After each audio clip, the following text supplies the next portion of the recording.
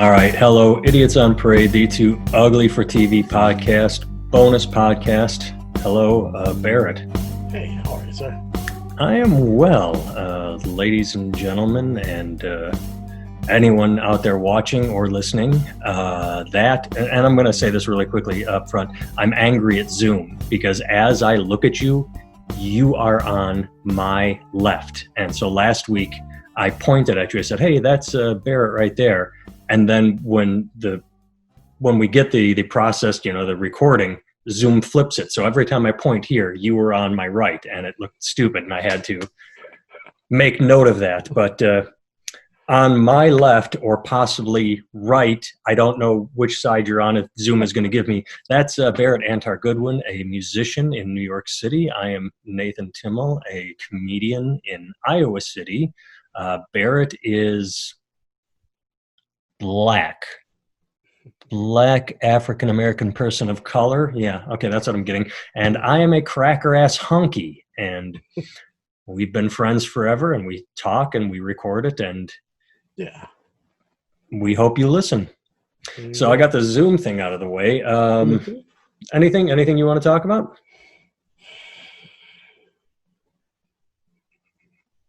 I mean, yeah, no. I mean, what you got? I mean, I have stuff, but what do you? All right. Well, I'm sure we'll flow into it. What I have is, stay with me here. I'm as dumb as a potato. I think we can agree on that, correct? Sure. But being as dumb as a potato, I do have the ability to use a toaster and make toast on my own. I can do that. I'm a big boy. There are no parental controls on our toaster. I can make toast. So if I am dumb to the point where I can barely make toast, how is it that I, dumb me, am smarter than the media in that I can see things that are very, very obvious? And what I mean by that is, several weeks ago, you and I talked. Maybe we recorded this, or maybe we just talked off air. But do you remember me telling you it looks like Trump is focusing for the election on his base? I said he's not going after new voters. All he's doing is doubling down on racism, homophobia. He went after the LGBTQ community. I think we talked about it. But either way, I said it looks like he's just narrowing. He's not trying to broaden his base. He's going for what worked in 2016. Remember that? Yes.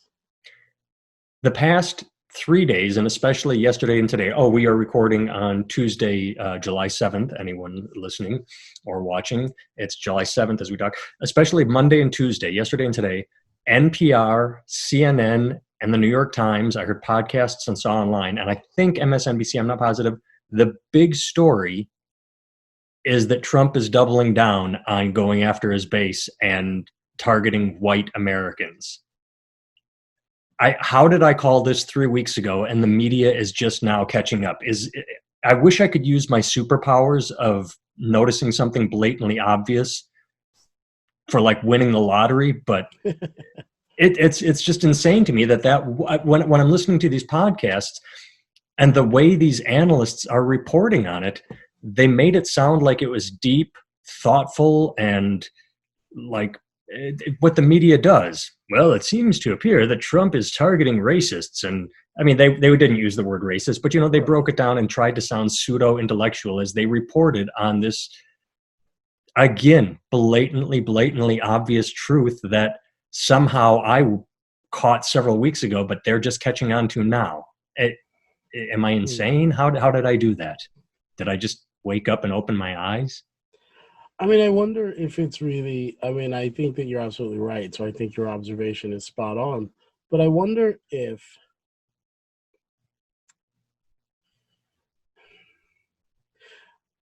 when I listen to the media, I feel like everything they do is calculated. It's narrative warfare. So I did have that thought. If they have a reason for why they did it, they talked about it now. Do you know what I mean? I mean, I will say also that in the last 3 or 4 days, he's really stepped his game up. Do you know what I mean? Yes, definitely stepped it up. Like a couple, they were pointing to the Mount Rushmore speech That's Yeah, what a lot of them referenced that said, "Ooh, this is what he's doing." I'm like, okay, that may have been yeah. Malcolm Gladwell's tipping point, but again, you could have seen it a while ago. But yes, you are correct. There is I the idea that it was CNN, New York Times, NPR all reporting the same thing, and maybe that was the focal point. But yes, there's a narrative that seems to be pushed. But there is that was what they pointed to as the reason for them finally figuring it out. I mean, what's interesting to me is it 4 years ago when he was running, a lot of my friends and I, colored folk that I know, my people of color friends, right? You That's have what we black call friends. them, That's awesome. right? That's That's I very guess progressive of you, that's what we're called now, right? People of color. That's the PC term that I can I say about guess. myself without being canceled. All right, For so today, right, it will change. but we sat around and we were talking about it. And we're like, my God, this guy's like a little Hitler in the making. We didn't know whether or not he was going to be the one to do it or whether or not he was the precursor, to the thing that was going to do it, right? But it was pretty clear, and just by how he ran his last campaign, that we were in really serious trouble and that he was going to do some real damage in terms of race relations to this country, right? And now that he's doing it, now that he's, the dudes in the khakis walking around, I know that it's old news at this point, right? That dudes walked around in Charlotte, where's it, Charlottesville? We can do current news if you'd like. I don't mean to interrupt, but don't let me lose my train of thought on current. Hmm. But like, those dudes are all voting for him. And the problem is there's a black group that is militarized now. Not now, they've been around for a minute, I suppose. I don't know. But it was interesting to watch a bunch of armed black men walk down the streets, And I was like, huh. The problem is, as much as I'm like, okay, yeah, their argument is like, listen, we'll police our own towns, we'll do our own stuff, whatever, right? And but what was interesting to me was I was like, right, like, to me, this should feel comforting, right? But it terrifies me because I know that people who believe that all this race stuff is just all made up and it's just a bunch of nonsense, while Trump is running around saying the stuff he says, they're saying that his racism is now, they're acting like it's a reaction to what's already happening, not that he hasn't always been this guy. Do you Right. know what I mean? And I'm like, they're like, well, what the left is doing to him. And I'm like, okay, well, the left in my mind has lost their mind a little bit too. But who he is not different than who he's always been. People are acting like this is like some new version of him because of these things. And I know that the people who believe Can I that, interrupt you? yeah, please. When you say people are acting like that, I've not heard anything. The thing I remember in my head is he ran on division and hatred and make America Yeah. white again, and the crossed fingers hope or belief, or I didn't believe it, but the bullshit idea was that he was going to pivot once he got into office, that he'll become presidential. So the idea that people are saying the left did this to him, I've not heard that narrative, because he this has been the I've straight through the entire way. When I talk to my conservative friends, they'll say they may agree that some of the things that he says are a little bit inappropriate these days, but they're saying it as if it's because it's in retaliation. Well, they're saying, "Well, he's being Okay, attacked. What do you expect?" And I'm they're like, justifying their bullshit. right, exactly. And what's interesting to me is I think the people who see that, when they see armed black men walk down the street, that terrifies them, which makes it like, this comes back to something we said before, right? Part of the problem that I think we have right now is that we've allowed our extremists on either side to be the people who do the speaking for us. Right. Do you know what I mean? Like, because about all of us in the middle are a bunch of cowards, right? Like, we're afraid to ask questions, right? We're afraid to ask perfectly reasonable questions to black people, to trans people, to gay people, to women, to white people, to whoever, right? Like, because of the way cancel culture works, we're also afraid to ask maybe what could be a reasonable question, because a reasonable question can now get you fired, right? And if you don't phrase it properly, right? And so And we questions allow, are supposed to come from ignorance, so right, questions should be good. There's no such thing as a right, stupid question. Is the exactly, right, I need information right, about your point of view. Oh, now right, I've been canceled because I didn't right. just lock in step support you. Yeah, Absolutely. And it goes both ways. Like, right, because here's the reality of it. Trump's whole first year was a cancel culture, right? He got into the White it House, was all and executive orders. everybody who didn't agree with him got fired, Yeah, right? well, that's still Every going single on. person who didn't agree with him got fired, and he basically just said, "I want this," and just went and did it. And it's like, if that isn't an extreme amount of cancel culture, I don't know what is, right? His whole thing is about cancel culture, which is hilarious that he then accuses people of the same thing he's doing, but they are doing it. So he's not wrong, but he does it also. And he actually almost started it. Do you Do know what I you mean? think he does it with any sense of self awareness? Because what you just said reminded me of what we talked about weeks and weeks ago, that you had an awareness. You said that what you despised in others is Yeah, what you discovered were traits of your own, and absolutely. you found yourself being defensive or angry when you had interactions, and you suddenly realized, oh my goodness, All right. I'm defensive and angry because that's a behavior of mine. Now, Yes. I like to insult Trump. I like to call him stupid. Do you think he has any self awareness of No. his behavior? Because I don't. No. But here's the thing. So this is a funny thing because we can tie this back to the whole white supremacist ethic, right? Like when you if you look historically, right?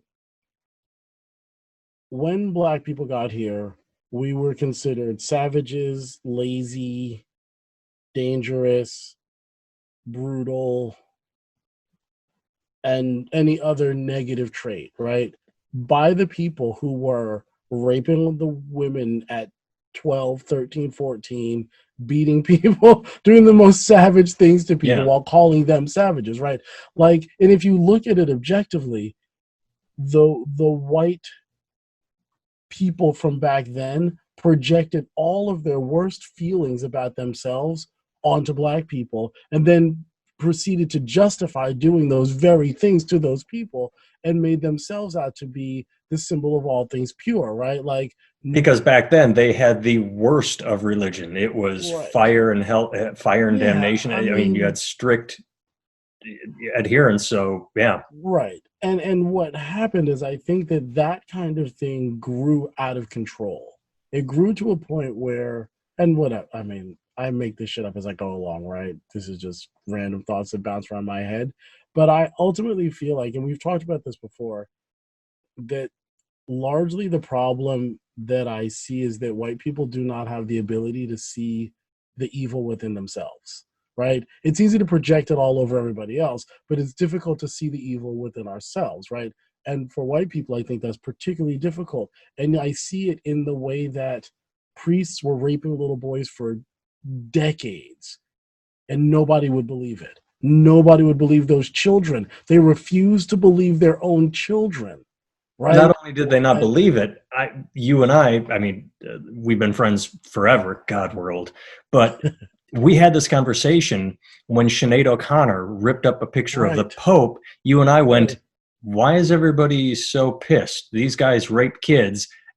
And then Right. you and I were It's equally confused when we're like, wait, not only are they pissed, they don't realize the priests are raping. How this right. goes How back does to how this all started. How am right, I, someone that is so right. dumb, able to see the obvious?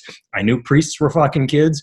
I could see it. It's But I mean, it follows through all the way up to the school shooters were all little white kids, yeah, and nobody seems to care. Like the black comedians make jokes about it all the time. But let's be honest. If every school shooter was a black kid, like what would three happen? CDs ago, I had that joke. Right. Right. I know. We're going Like, back 2000, whatever year Wally came out. I recorded a CD that had that. And the only reason I right. remember this is because wait, shit, I recorded it in Omaha. I'm pretty sure it's on that disc. So it goes back. Right. Yeah. I mean, and take things like that. And I think There was a fly on my microphone. Well, it's just hanging out there. Yeah, it is. Yeah. I see him. Fascinating. But I think the same thing comes true with the white supremacist thing. When all those dudes were running around with their torches, were driving cars in the crowds and smashing people up, people weren't outraged because when you mention the idea of white supremacy to white people, they don't actually think of it as a threat. They think it's like you always hear, like, it's particularly the conservatives. You hear them going, "Well, we know the racism exists. It's this small little thing." It's like, yeah, that was a few thousand people, man, and it's not small. Like, that's a lot of people. And when they talk about how the white supremacists are infiltrating the law enforcement and the military and all this stuff, it's like, this is like stuff that doesn't terrify people. Like, it terrifies me when I see it, but it doesn't seem to terrify white people because I don't think that they have the ability to see it. Just like the Trump thing, like every single white person I know who voted for Hillary knew that she was going to beat it at the buzzer because we've all seen the movies, and in the movies she always would win. Whoever the hero is in our story wins at the buzzer, so we all knew she was going to win, right? And then when she didn't, people were crushed, like, could not believe it, could not understand that there were that many white people in this country that wanted Trump to be president and continue to want him to. I heard a guy say the other day, some professor at a college, I don't remember which one it was, but some on a podcast, he was like, the way Trump's handling this pandemic, he might not get my vote. And he Jesus. said all kinds of other stuff that was remarkably intelligent. Like, he's a remarkably intelligent guy. And yet that blindness allows for him to say things like that. And I'm like, right, like, he's talking about all kinds of interesting racial concepts and societal concepts, but can't see that Trump is, like, just stroking these racial fires. Like it's incredible. Like, the blindness, it's incredible. My head is spinning because it wants to go down so many paths. And you wanted me to remind you of something about the present. It's gone now. Okay. First thought, I'll try and work backwards with what I remember. Your professor, I heard a guy on National Public Radio. This was over a year ago. This was a while ago. And he was a business owner.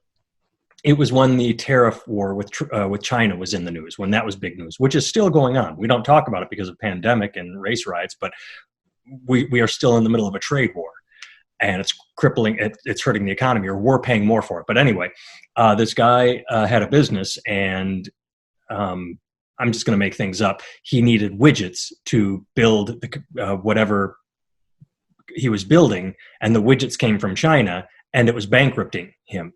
And he talked for about 5 to 7 minutes about the economy, and he said very smart things. And then the interviewer said, "And did you vote for Trump?" He goes, "Oh yeah, I voted for Trump." And it's like, but you couldn't see this coming because everyone else did. A guy that bankrupted all his businesses, of course, is going to do something stupid with the economy. I thought that was funny. Going backwards one more step, you talk about white people. Here's where I step in as a hunky American and use the hashtag not all white people. I've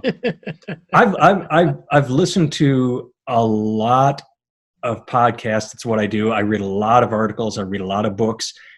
And I have heard a lot of blue-collar hunky Americans talk about voting for Trump just because they wanted to throw a grenade in the mix. And they knew they didn't talk about racism, but they knew he was loud. They knew he was uncouth. They didn't use that word either.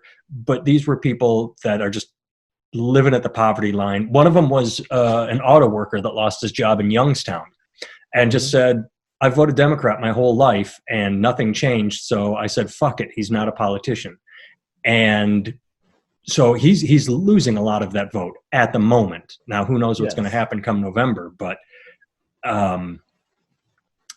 yeah, it's very interesting. So I don't think there was a huge groundswell of support for him based on race. I know there was a certain faction of it, but there was a lot of just genuine anger in general, and voter turnout was very low. He won, I believe, I'm not making this up, by getting less votes than Mitt Romney got when he lost to Obama. Right. And then the final thing, going back, and then I'm done, is you talk about how Trump ran in 2016, and it goes to, you talk about people not being able to see white supremacy, white people being unable to see it. I wrote an article. It ended up in HuffPost and a couple other places. It got shared. And I think I've even said it on this podcast. I've said it to you that to me, the Trump candidacy, him running for president, was a very good thing because it exposed us to the evil we had in our country. We had people saying, hey, we elected a black president. Racism is over. Racism is over. We're all good, right? And when Trump ran, to me, it was a great opening of the door, peeling behind Oz's curtain and saying, this is out there. This is what's going on. And it's good to look in the mirror as a country and see how bad it is. Now we are seeing how bad it is. So I'm going to say something really fucked up. In a way, the Trump presidency is good. I mean, it's fucked the country up and it's burning it to the ground, and maybe like a phoenix, we can be reborn. I mean, we are seeing all the ugly that's out there. Now we have to do something about it. Yeah, I'm going to say that he made it worse. I think that I think the problem is that, I mean, many things, right? And many things that we've probably talked about before. I think that I fundamentally believe that there can be no revolution in this country that does not involve poor white people, right? I don't see it happening, right? Because race is just a tool of class, right? It's not really the suppressor. It doesn't mean that black people aren't being suppressed and damaged but we're getting it in our way, and poor white people are getting it in their way, and their way may appear to be better to us. But my guess is if I lived in their shoes, as a suburban black child, I think I'd rather honestly have my life than a poor white kid. Do you know what I mean? Than a real dirt poor white kid whose mom's I've seen right patches of the South where it was like I don't envy that, right? I don't envy that. I'll take being a black guy who's afraid of the police and things like that. I'll take that over the life that kid has any day, right? So I do think that, but so the whole point is that I don't think that any revolution can really happen without them being involved, right? I just don't believe it. The problem is that the Democrats in our East Coast fucking, highbrow way call all these places flyover states and treat and talk down about people. And we talk about this, right? And we talk down to them and make fun of them through TV shows and all that stuff. And it's like, yeah, they were just like, fuck you guys. And Hillary damn near ignored them in her campaign, from what I understand. We've talked about this too. Right. I read the book. There were two reporters embedded with her campaign. Right. They were, what's that? No, finish. Oh, your video skipped, so I didn't. We've talked about two reporters embedded with the Hillary campaign. They were going to write the story of the first female president. That didn't work out. As it was going on, they realized what was happening. There was a moment where Bill Clinton, a guy that's won the presidency twice, said to her campaign manager and maybe even her, hey, you got these rural white voters that you should target. And the campaign manager's like, we're targeting the cities. We got this. I mean, what you are saying was brought up and ignored. Right. And that's a real terrible thing, because that is exactly what happened, is those people felt ignored. Yeah. And then somebody said he heard them, and they knew he can't magically bring coal back. It's ridiculous. He can't magically stop drones and self-driving cars from coming into existence. So truck driving jobs are going to vanish. They know that. In the back of their minds, they know that. And they still went, fuck it, we'll vote for him anyway. So fuck you guys. And that's a real problem. You know what I mean? That's ultimately the issue, is that I think that, like, we have the liberal side has a sense of like because the Republicans were such shitheads for so long, right? Like they're anti-environmentalists. They're like always like, fuck you poor people, fuck you niggers, fuck this, fuck you homos, fuck everybody. Like they're just forever. That's been who they are. So it's very easy for fuck us women on the left. If you're not a white male. Right, like fuck you bitches, fuck you homos, fuck you niggers, fuck everybody, right? Yeah. Like, they don't give a shit. And because of that, that's allowed us to have a real sense of moral superiority, right? Like, we're not this and we're this and we practice Buddhism, or we're these enlightened kind of Christians and we do Right. yoga and we're vegetarians and fuck you guys with your farm raised blah blah blah, right? And it's like, right, all this highbrow shit.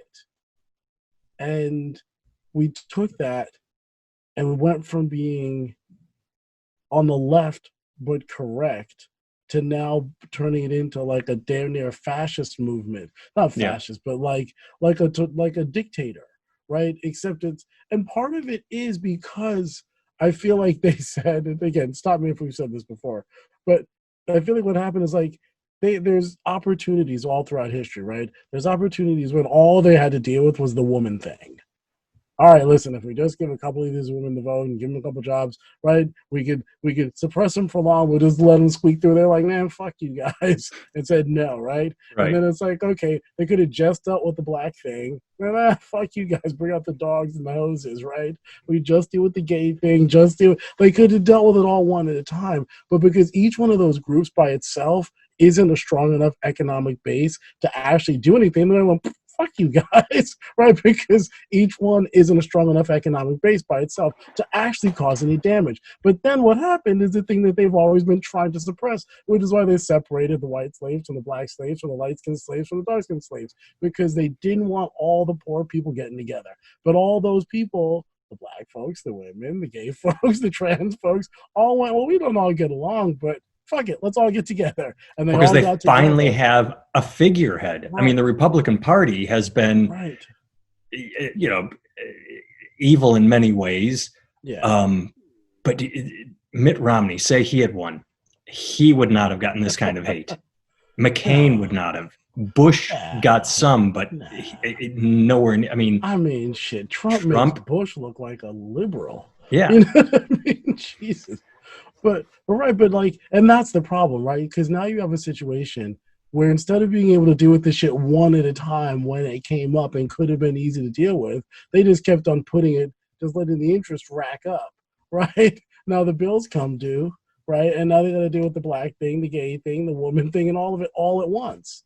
Right? The Native Americans are like, wait, don't forget about us. Y'all been fucking us for a minute. And it's like, right, come on board. Not even come on board. It's their train originally that we all just hijacked over the years. We just kicked them off too.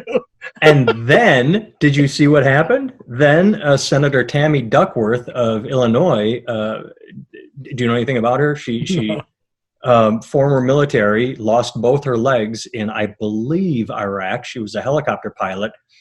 After the Mount Rushmore speech, she said, "This is worth a conversation. It is worth it to listen to opposing points of view. They don't like those four heads." You said Native Americans. They don't like those four heads up on that mountain. They don't like the idea that Washington was a slave owner. Let's have this discussion. And Tucker Carlson on Fox News goes, "Look at her. She hates America." It's like, that's his response, is to say she hates America, because she is calling for No. dialogue and willing to listen to an opposing point of view. And then the right, Fox News, Republican Tucker, she hates America. And that shuts it down. And the people that watch go, yeah, she hates America. Right. And there is no dialogue. And And how is that and the left different? does it too. The people Right. that are How? doing cancel culture, Right. It's the as same we started exact this. thing. Yeah. Right. Like they all do it to each other and then go, well, I'm only doing, but here's the problem, right? Again, we probably talked about this before, but if you have a system that is rivalrous from birth, right? Like from the way that this country was established, it was established with dominance and rivalry, and really the people who win and become the CEOs and all the other stuff, they're not the best. They're just the best at winning, right? Yeah. Because that's what it takes. Like we are, everything we do is rivalrous down to the damn near in households. You know what I mean? Like it's insanity. And if you have that kind of ethic, that's what we talked about before, right? Where you put the person in the position where they can't be forgiven, right? Like when whatever they do, it's final. It's not good and bad. It's good and evil, Yeah. right? Because bad can be made good again. But we've turned the right into evil, and they've turned the left into evil. So which is just like, well, there's nothing that can be done with it, right? It's funny because it's like talk about Jesus, your boy Jesus, for a minute, right? I heard they're trying to cancel him too now. Is that true? I missed that one. I heard. I don't Who's know trying what to it is. cancel him? I don't know, but I heard some Republicans screaming they're trying to cancel Jesus now or Oh, some well, I was going shit. to say the Republicans might be trying to cancel him now that they're finally figuring out or understanding that he wasn't a white guy. Right, Like but no, but I think that's what it is. another I think thing you and people, I have known since we met, right? like, hey, why I do they mean, call yeah, Jesus white? And right. just now in I mean, 2020, is it becoming prevalent? I mean, I know it's been right, hinted at, but I like, think that that's actually what's pissing people off. yeah, I The think it is too. idea that, like, well, of course he was a blonde-haired, blue-eyed white guy who looked like Brad Pitt. Of course he was. I mean, that's what's how God made him. He just happened to be in the desert with all those dark people. Right. Right. That's why they were, you know, it's like there's a wraparound in their brain, the mental gymnastics it takes to do those tricks, man. I don't get it. But I think it's really scary because Tucker Carlson will say stuff like that, and people will go and say, yeah, that's true. But it really is terrifying that we cannot have a conversation, right? Because we can't talk about things like, should transgender children get puberty blockers?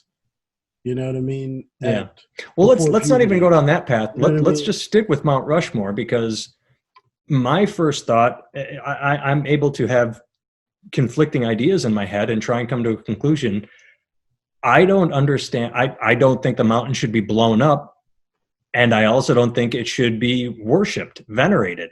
I think there's a way of leaving the four heads up there and having wherever the gift shop is and or I've never been inside. I've driven by, but I know there's a restaurant and or they're going to have plaques. You can have a museum or what I'm drawing a blank on what it would be called. It's a tourist attraction, but an area that talks about the taking of the land, the broken treaties, how Mount Rushmore came to be. You can have both sides. You can say these are our four presidents, and here's how we. I don't have a problem with that, but in this all or nothing culture, it has to be blow the mountain up, or I'm never going to let anything happen to these monuments. I don't understand why it can't be both. I mean, it's funny because I don't. I'll have to actually fact check this and look into this. So remind me between this week and next week to do that. But I think that, like, Jefferson and Washington particularly, I don't know about Hamilton, but I heard that those two specifically had really strong feelings about slavery. Like, they understood that it was terrible. Like, they understood what they were doing was horrible, and that they were going to have to pay a horrible price for it one day. If you read their journals, I've heard this. I haven't read them, but I've heard this from many different sources, right? From, that those guys had real ethical problems with it, and they understood that it was a real fucking problem. But in order for the South to sign the Declaration of Independence or whatever, they had to, like, not count these people and not do this and stuff like that. But, like, as demeaning as it sounds, they had bigger fish to fry. right. I've heard that too, and I have not researched it, but I've heard the same ethical quandaries as well. And in that way, I understand that they were slave owners who had a dilemma. While I say, fuck you and your dilemma, I understand Right. that, like you said, I can hold two competing ideas in my head, right? I can understand that to them, because of their ultimate, like, well, these guys, like, they're our slaves, so we care, but like, they didn't relate to them as humans in the same way, and it just didn't seem like the appropriate thing to do at the time. But they did fundamentally understand that this was going to cause problems in the future. Like, they fundamentally knew it. And when the Abe Lincoln thing happened, he fundamentally understood that too, I believe. But then when he was killed, and I think Stevens came in, then everything changed because Stevens was like, fuck that bullshit. Got rid of the Freedmen's Bureau when they were giving land to black people. Right. They were like, well, that's not fair if you give it to black people, not white people. What, do you mean all the free land that the white people already had? Like, right.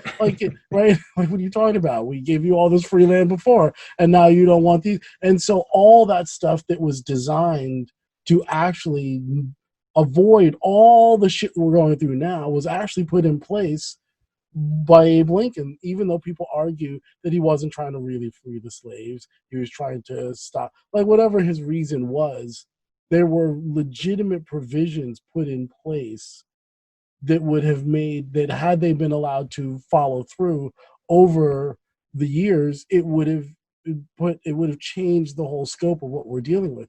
But because Stevens came in and fucked that all up and got rid of all that stuff, and then they put all those Southern generals who they should have just beheaded those motherfuckers, or like, literally, like they didn't. They put them right back in power. They sent them right back down there, gave them all their land back, and put them right back. Though they became mayors and governors, and you know what I mean. And it's like fuck you, motherfuckers. Like, if you can't be beheaded, you surely can't function in any government form. If you don't get your money and your power back, you know what I mean. And counterpoint to that, though, is that's what we did to Germany after World War I. Is we said, "Fuck you, we won," and that's what brought about World War II. So, I mean, and that's why the Marshall Plan kept Germany from getting frisky a third time. Because, and just to play devil's advocate, because that's what I like doing best, is when it comes to the moral. What's that? You are the white devil. I am the white devil. Although I don't think we've ever said this on the podcast. When your son was 8 years old, was it? How old was he when you got married? It was 2008, 2007. Sure. How old was he in 2007, 2008? 6. 6? So your black son at 6 years old did not know the phrase "white man is the devil." I had to teach him that. Right. How wrong is that? Do you remember that? I taught your son "white man is the devil." I know. You're welcome. That's hilarious. Where was I going with this? Oh, the devil. Ethical bullshit, the "I'm just asking questions" line. There is a game, and it's a fun game that people don't like playing. When it comes to, like, say, Jefferson and Washington having moral, ethical, we can all say, well, I would have in that situation. Right. But you take anybody and you look at their life, and there are a million times when anybody has a decision to make and they choose the path of least resistance. I mean, right. And these guys were just figureheads that were, dealing with a lot. I'm not justifying it. I'm just saying we can beat people up and play what I would have done. Right. I mean, and at the end of the day, we can't act like everybody in the North was pro-black people, right? Like, that would be ridiculous. And so I think that ultimately any real student of history understands that people were trying to avoid exactly what we're going through now.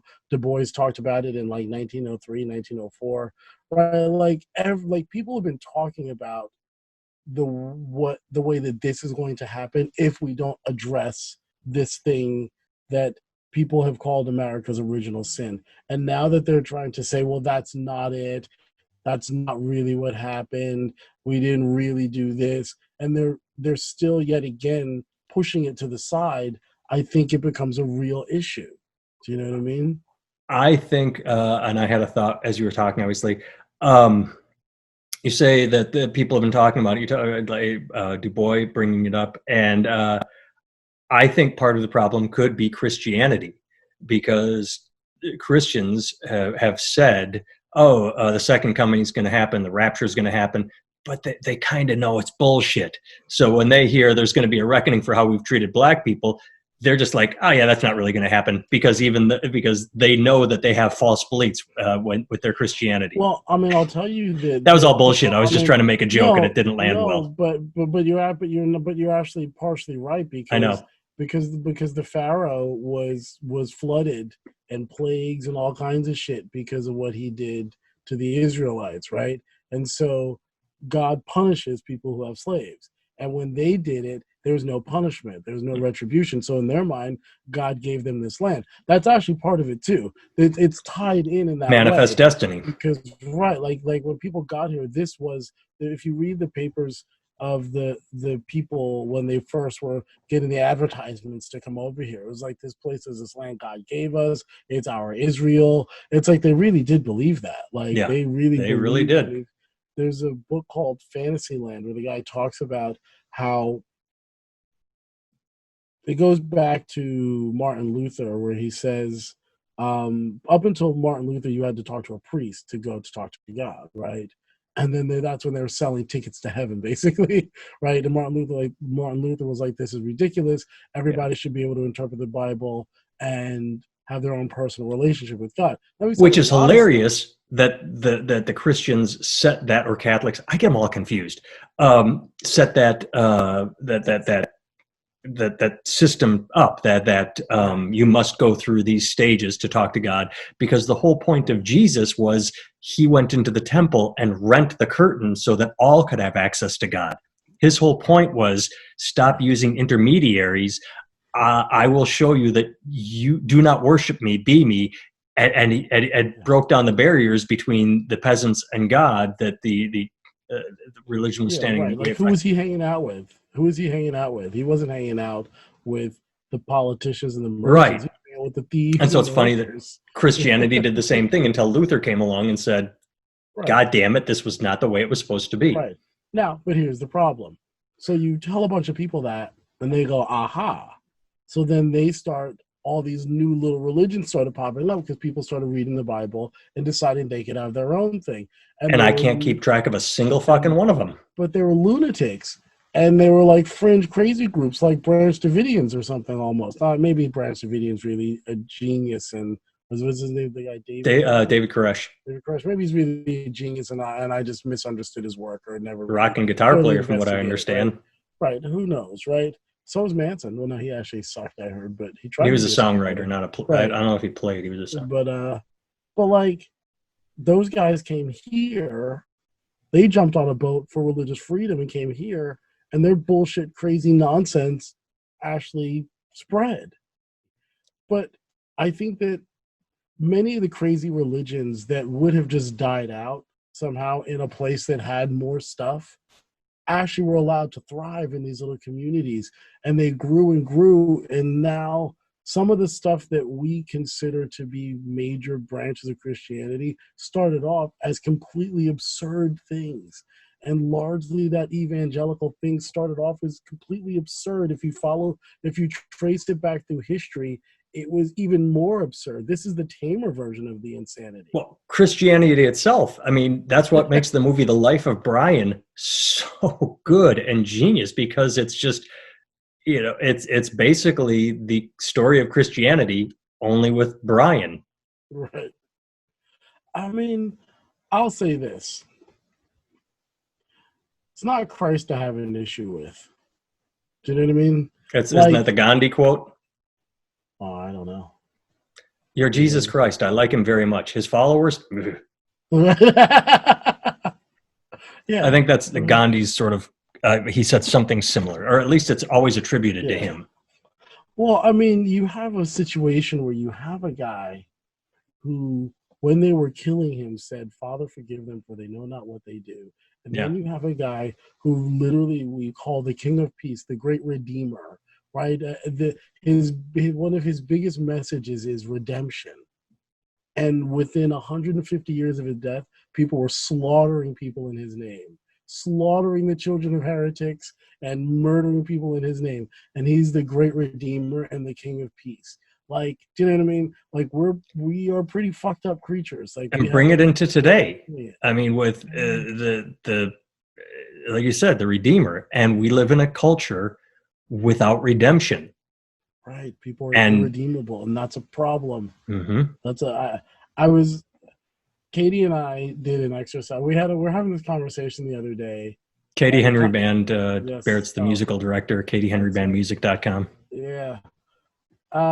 So we're talking about something, and we were just talking about how, what we were talking about earlier, you and I, about people not being able to see things in other people. Right, we're just mirrors for each other. We just generally, like when you're lecturing somebody, and you really just talk about yourself, right? Like all that stuff.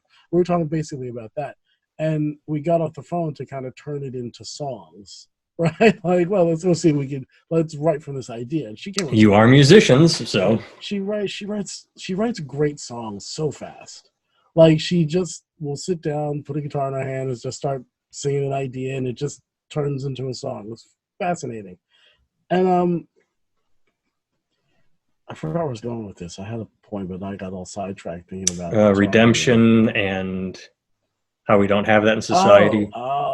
And I was thinking about it, and I was thinking about my song, the one that I was writing is a little bit harsh, right? It's a little bit harsh. It's a social critique, but it's really harsh. And I thought about someone having to perform it. And then I thought, like in the middle of this song though, I would stop and like you have to say something like I want to hear more of this kind of sentiment. Brothers and sisters and friends and family, like, you know, Black lives matter, all lives matter, everybody's life matters. Like, of course, all lives matter. Of course, they matter, right? That's not what anybody's saying. And what I'm going to say is that whether or not you're a dude who wants to be called this, or you don't want to be called this, you're not cisgender, and you want to wear a dress, that's fine. You're my brother and I love you. And if you're a police officer and you wear a blue uniform and that's what you do, you're my brother and I love you too, right? Like, what can we do to create some kind of movement where we stop separating people and start coming to a place where we say, okay, we're all fucked up. We all have insecurities. We all have fears. We all have problems. We all have things we can't deal with. And we all kind of need help because what goes on between your two ears is probably terrifying. Because I know what goes on between my two ears is fucking ridiculous, right? Like, what the version of me that I allow to be the world to see, the older I get, the more authentic I become, I suppose. But part of life is performance art, you know what I mean? And so, and training, right? People are trained to believe things. Like, I don't know where I'm going with this, but I guess I just feel like I don't want to, it sounds corny, but like every major movement, the core of it at some point has to become love. Do you know what I mean? It has to at some point. The core of the movement can't be you have to think like me. It has to be we're all in this together. While we have our differences, let's find a place where we do get along, with the places where we do agree and build out from there. Like, there's got to be a way to do that because I just don't think anything else will work. Well, I really don't. I agree with you. I'm fixated on one thing and I need clarity because it goes all the way Yes. back to the song you were talking about that you wrote. Mm-hmm. You said it was an angry song, is what you were writing. Yeah. The thing that popped into my head the instant you said that is to be sneaky. If you're going to write an angry song, make it upbeat. Yeah. You don't I want to mean, yell at people, so you don't right. want like an anger, like, "Arr, arr, arr." But this is going to sound stupid, but I'm a stupid person, so I'll say it. It's a Imagine potato. Salisbury Hill by Peter Gabriel, Mm-hmm. but with lyrics that talked about what's happening in the streets and or riots Sure. or Absolutely. I mean, it's very tricky, but you can write an angry song and make it listenable. Yeah. I Or mean, okay, here's an example. I can't think of the name of the band, but there was it was a one hit wonder. Came out. Letterman was still on the air, so we're going back that far. But it was about a school shooter, and the chorus was like, "You better run, run, run, run from my bullet." Something. But do you remember that hmm song? I And it was, do. and nobody knew it was about a shooter until they heard it for like the sixth, seventh time. And they're like, "Wait a second, this is a catchy song Right. about a guy taking a gun to school." Same thing with Jeremy by Yeah. Pearl Jam. Pearl Jam was like, "Wait Yeah. a second, Jeremy spoke in class." It takes you time to catch up to these songs, so you can Yeah. say whatever you want to say and mask it inside a really good song that I think over you're right. time people will wake up to. Yes. I think you're maybe right. I feel like, see, like, it's funny because I go back and forth about this because, when Rodney King said what he said, like, can't we all just get along? It was kind of like, dude, come on. Like, But do you know what he said right after that? what? That's what people forget. He said, "Can't we all just get along? We have to. We're stuck here together." Right. And I don't necessarily, like, I feel like people are angry and they feel justified. They're like, it's funny because a lot of people I talk to throughout the day, there's a lot of resentment that people have towards different things in their life, right? Their exes, their Hold on a second. Something's going on with your mic. It's scratchy, and I don't know if that's just coming through at my end or if just lean in a little. I'm sorry. Yep. Still Okay, scratchy. yeah, that's fine. I'm sorry. Oh, I just would hate to have us get through the conversation and at some point it just yeah. faded out or Yeah. got bad on. So I apologize. Maybe it's at my It's end. all right. No, something weird was going on in my headphones for a second too. I just wasn't sure if it was. I didn't know if it was just happening in my headphones. So yeah, something's Okay. going on over there. Well, But since I already interrupted, let me just say one more thing. When it comes to the song, mhm. you won't know until you write it. It's So true. if it's an Yeah, angry song, get it out of you, and then you can step back and yeah. objectively look at it and Let's. go, too Yeah, angry. Let's rework it. it's a process. Yeah, Yeah. I mean, but what you know, but it's interesting because like I don't want to write a "Can't we all just get along" song. I kind of don't want to write that, but Hey, I Don't do Worry, Be think Happy was a huge hit, made Bobby I know. McFerrin millions of I dollars. know, but I'm just that's not where I am. Like I don't. I kind of want to write a "Time to Wake the Fuck Up" song. You know what I mean? Like we have real problems here. Like on both sides, good people on both sides, Best right? song ever But written is still Fight the Power, Public Enemy. there you I go. mean, come on. But You really, can write an like angry song. I mean, I think that's where my head is. Although my heart says there has to be some kind of way that we work this out because as much as we're stuck here together, I think that we lose out when we don't work together. You Gotta know what I mean? interrupt. Then what I just said a moment ago, write the angry song and see if the love song is in there after you get it Yeah, out of your system. yeah.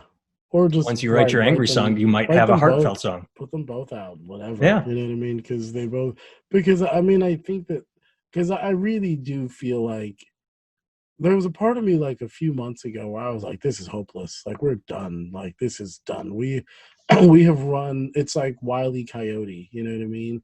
We ran so far off the ledge, Yeah. and as long as we don't look down, we don't fall. So everybody keeps going, man, look, you gotta look down, you're gonna fall, but the farther out you go, the worse it is. You gotta stop, we gotta stop, we gotta stop. We're like, fuck you, we're Americans, go America. And we just keep running off that ledge.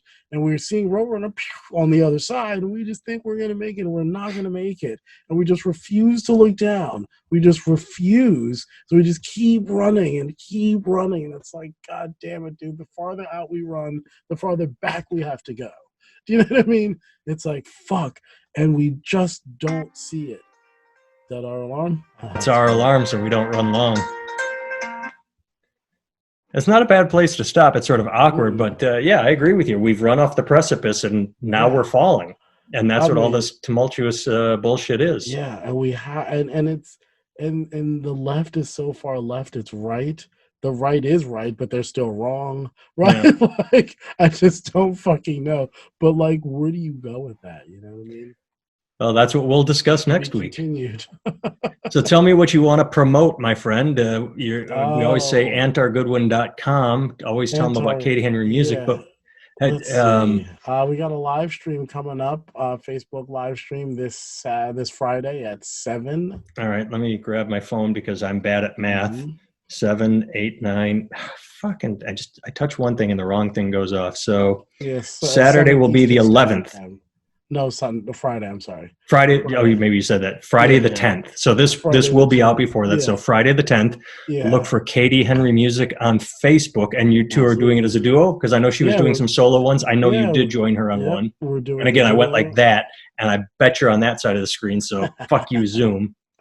So yeah, we're doing that. KatieHenryMusic.com. We got some new music coming out very soon. Will it be posted on your Facebook page, her Facebook page, On all of the social stuff, everywhere? but she's Katie Henry Music on Spotify. No, it's Katie Henry on Spotify, but on the social, she's Katie Henry Music, and I'm generally Antar Goodwin or something like that. All right, Andrew. Pretty easy.